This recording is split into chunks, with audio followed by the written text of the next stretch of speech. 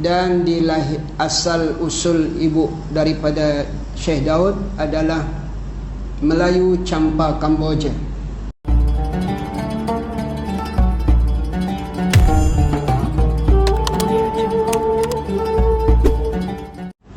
Dan asal usul ibu daripada Syekh Daud adalah Melayu Champa Kamboja. Melayu Champa Kambodia, itu asal mak dia, Fatimah. Kelahiran dia, Syekh Daud, adalah Kampung Parit, Sungai Krisik. Saya pergi dah tempat tu dan mungkin jamaah sudah pergi tempat tersebut. Hari lahir beliau adalah 7 Mayu 7 bulan 5 1769 Miladiah. 1769 Miladiah.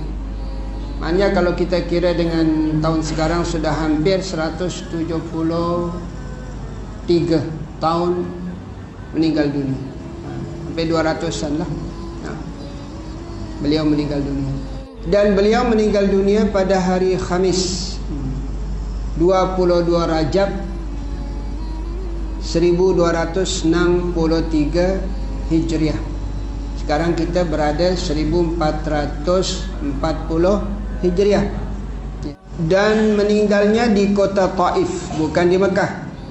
Di Taif. Sebab itu bila kita ziarah ke Taif, dia bersama kuburan dia dengan sepupu Rasulullah sallallahu alaihi wasallam, Sayyidina Abdullah bin Abbas kat Taif.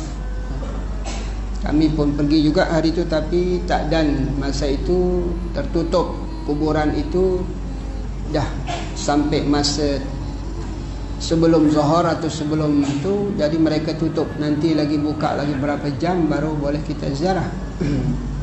Tapi dari luar lah kita dapat. Di situlah dimakamkan Syekh Daud Patani.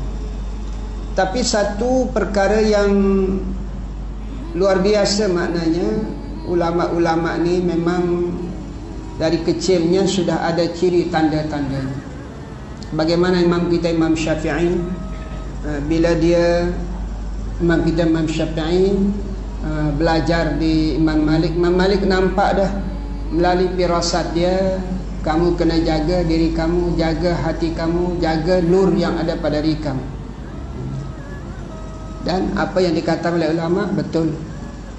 Begitu juga imam kita Imam Nawawi, waktu kecil firasat seorang ulama di Palestin, dia tengok, oh ni budak ni bakal jadi orang mulia pada si Allah. Begitu juga cerita Syekh Daud Patani ni.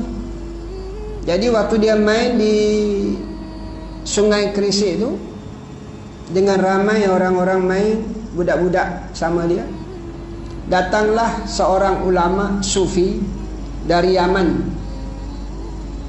Tapi yang dipegangnya oleh ulama itu dia Syekh Daud saja ni. Sedangkan ramai budak-budak main dengan dia saja dipegang dengan sambil dia sapu kepala dia. Usap kepalanya ulama besar ni. Maka semua orang yang lain pun heran pasal apa? Pilih dia saja, budak-budak yang lain tak pegang kepala. Apa jawaban ulama ni?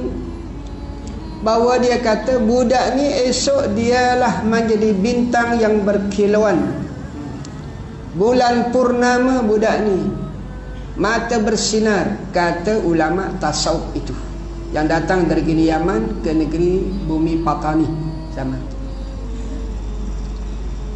Dan kita pun tahu, tetapi kenapa dia sampai keluar dari Patani? Umur berapa dia daripada Patani? Pada masa itu berlaku perang, serangan Siam terhadap Patani kali yang kelima, dan di sini kalah total Raja Patani pada masa itu, dan sampai dia boleh masuk ke istana tentara Siam, dan masjid Sultan Muzaffar Shah yang ada kat Krisik dibakar sama itu. Istana dibakar, masjid pun dibakar oleh tentara Siam sama itu. Maka danlah dia menyelamatkan dirinya oleh Syekh Daud Patani dalam umur dia masa itu 17 tahun. Umur 17 tahun. Kemana dia selamatkan dirinya adalah pergi ke Terengganu. Di situlah dia duduk di Terengganu. Apa namanya, duduk di Terengganu di Pulau Duyung, tempat dia duduk. Lepas itu dia mengaji, pergi ke Aceh, mengaji 2 tahun di Aceh. Barulah dia berangkat ke Mekah. Di Mekah dia ada belajar sehingga menjadi ulama yang terulung di Asia ni, dengan karangan-karangannya yang begitu banyak yang kita baca semua di Asia ni. Kita baca karangan dia, bahkan tulisan Arab dia di negara-negara Arab baca. Karangan beliau banyak, yang itu mungkin 200 lebih kitab yang dikarang oleh beliau pada masa itu.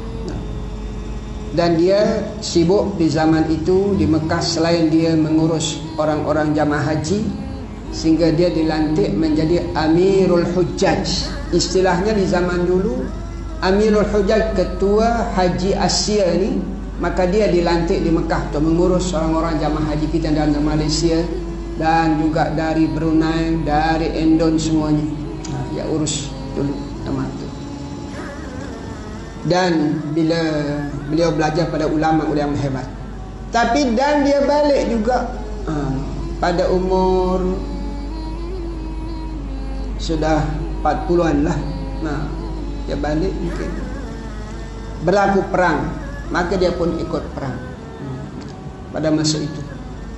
Perang secara besar-besaran atau disebut dengan perang sabilillah. Dulu di zaman-zaman silam ni namanya perang sabil istilahnya. Dan selepas itu baru dia patah balik ke Mekah. 3 kali dia balik ke Patani. Pertama berlaku perang dia balik, yang kedua dia pergi ziarah ke Sambas, iaitu di Kalimantan. Begitu juga yang ketiga dia balik waktu dia tengok keluarga dia ke Terengganu, baru dia balik Patani. Itu secara ringkas para jamaah riwayat hidup daripada Syekh Fatani. Jadi mudah-mudahan kitab yang kita baca, kitab beliau, mudah-mudahan banyak memberi manfaat kepada kita, insya-Allah.